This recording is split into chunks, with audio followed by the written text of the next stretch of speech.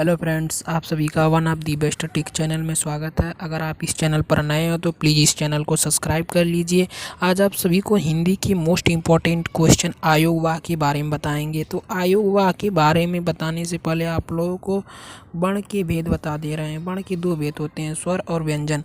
स्वर में पहला स्वर में आप लोगों को 11 स्वर मिलते हैं हिंदी वर्णमाला में, और व्यंजन हिंदी वर्णमाला में 33 होते हैं।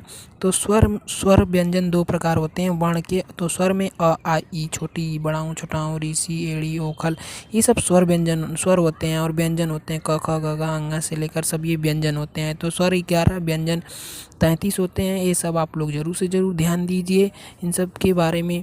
और आइए अपने टॉपिक की तरफ चलते हैं। आयोग वाह, ये ध्वनियाँ ना तो स्वर होती है और ना ही व्यंजन होती है। तो आप सभी को बता दें कि आयोग वाह ना तो स्वर होता है और ना ही व्यंजन होता है। ये भी 3 प्रकार की होती है, अनुस्वार, अनुनासिक और विसर्ग। तो ये आप लोगों को ध्यान देने योग्य है, बहुत ही इम्पोर्टेंट ये टॉपिक है। आप लोग इसे ज़रूर तैयार करिए।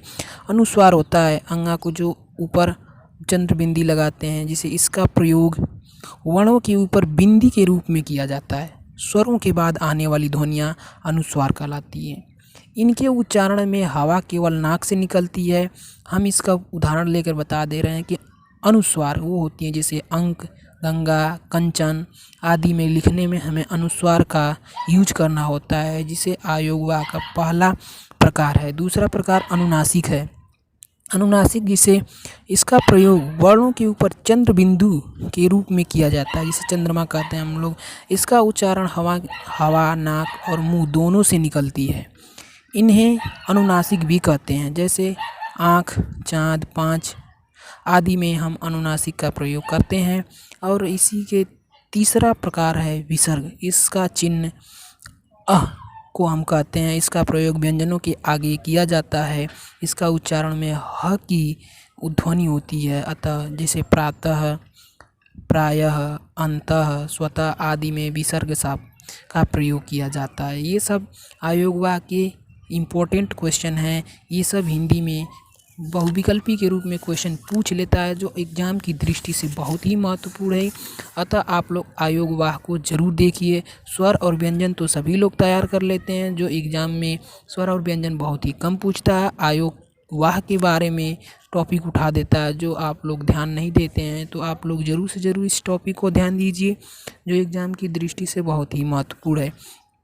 तो आइए एक और ध्वनियाँ बता दे रहे हैं, आगत ध्वनियाँ। यह अंग्रेजी भाषा से हिंदी में आया है। अंग्रेजी शब्दों को हिंदी में लिखते समय इसका चिन्ह का प्रयोग किया जाता है, जो ओ के समान होता है, जैसे डॉन, जॉन, फ्रॉक आदि में इसका प्रयोग किया जाता है। इसी प्रकार दूसरा है जैसे ज, फ ध्वनियाँ मुख्य रूप से अरबी और फारसी की है। इसे नुक्ता भी कहते हैं। इसका प्रयोग ज तथा फ के नीचे बिंदु के रूप में किया जाता है, जैसे सजा, तेज, साफ आदि। ये सब आगत ध्वनियाँ हैं। आगत ध्वनियाँ भी पूछ लेता है, इसलिए आप लोगों के लिए बहुत ही इम्पोर्टेंट है। इसे ज़रूर से ज़रूर देखें।